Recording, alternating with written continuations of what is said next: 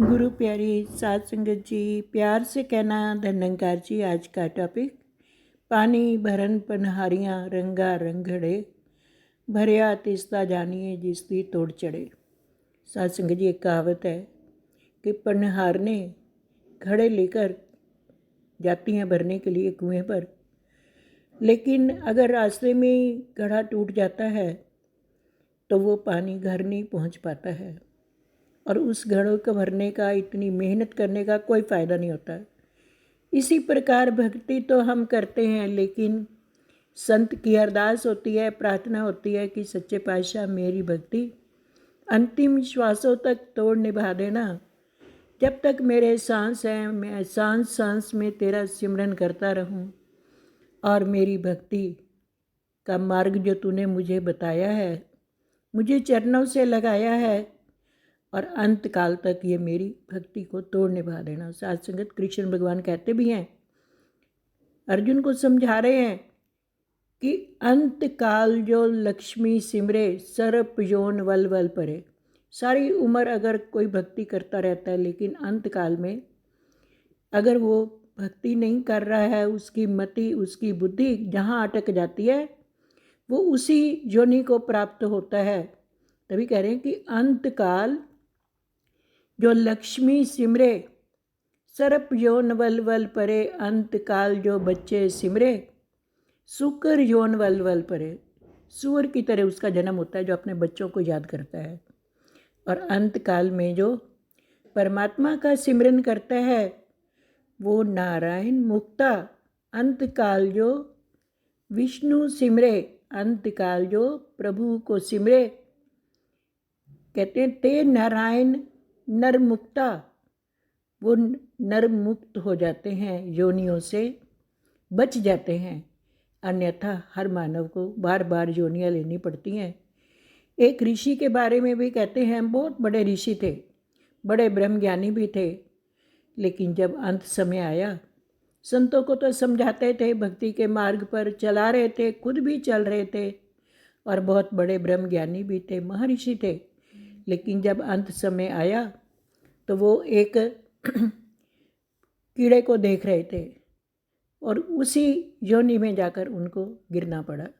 साध संगत, क्योंकि अंत काल में अंत मता सोई गता, अंत समय में जो हमारी मति होती है वही हमारी गति होती है। क्योंकि उनका ध्यान वो पेड़ के नीचे थे लेटे हुए ऋषि, पेड़ के ऊपर एक आम था, आम बड़ा सुंदर था, लटक रहा था, उनका ध्यान आम की तरफ चला गया। आम के साथ ही एक कीड़ा लगा हुआ था, उस कीड़े को देख रहे थे और अभी सिमरन भी नहीं कर पाए थे और उनकी मृत्यु हो गई। उस श्वास उन्होंने छोड़ दिए। लेकिन देखा, शिष्य भी बड़ा ब्रह्मज्ञानी था, उसने देखा मेरा गुरु तो कीड़ा बन गया है, क्योंकि अंतिम काल में वो कीड़े को देख रहे थे। तभी कृष्ण भगवान समझाते हैं और सतगुरु वली पीर पैगंबर भी समझाते हैं कि सांस सांस सिमरो गोविंद मन अंतर की उतरे चिंत, आठ पहर आराधिए पूरन सतगुर ज्ञान। अगर हम थोड़ी देर के लिए सिमरन करते हैं, उसे हर वक्त सिमरन नहीं करते हैं, तो पता नहीं अंतिम काल हमारा कौन सा होना है। हर घड़ी को अंतिम घड़ी समझें और जो इस भक्ति के सागर को, भक्ति के मटके को लेकर, भक्ति के इस गुण को लेकर परमात्मा के पास पहुंच जाता है। इन्होंने गठरी भर दी है, लेकिन समुद्र में यात्रा कर रहे हैं हम, अगर हम नाव में से छलांग लगा देंगे तो मझधार में डूब जाएंगे। ऐसे ही जब तक हमारी भक्ति अंतिम श्वासों तक नहीं चलेगी, हमारा बेड़ा पार होने वाला नहीं है। कुछ संत नाव में तो बैठ जाते हैं, लेकिन नाव को अपनी वासनाओं, इच्छाओं के साथ, तल के साथ ही बांधे रखते हैं। अगर वो किनारे पर ही बंधी हुई है नाव, आगे चल भी नहीं रही है, इस नाव को चलना भी है। और जब तक बेड़ा पार नहीं हो जाता है, भव सागर से पार नहीं होंगे, तब तक भक्ति पूरी नहीं होगी।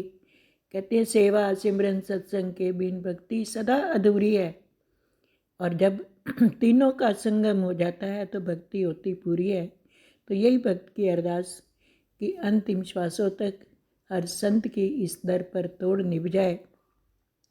यही अरदास, यही प्रार्थना हर संत की होती है कि शुरू तो ले लेते हैं ब्रह्म ज्ञान, लेकिन बीच में से बहुत सारे छोड़ जाते हैं। जैसे समुद्र में हम सागर में तैर रहे हैं, इन्होंने तो अपने बेड़े में बिठा लिया, या तो हम उसमें छेद कर देते हैं।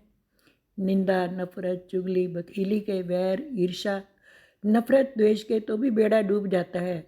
और अगर बीच में से हम छलांग लगा देते हैं तो डूबना निश्चित हो जाता है। बेमुख होए राम ते, व्यापन सबे रोग। इसीलिए सच्चे पातशाह से यही अरदास, यही प्रार्थना कि पानी भरन पनहारियाँ रंगा रंगड़े, भरया तिस्ता जानिए जिस दी तोड़ चढ़े। जो आखिर तक उस पानी को घर में लेकर पहुंचा देती है, उसी की भक्ति संपूर्ण होती है। प्यार से कहना, धन्यंकार।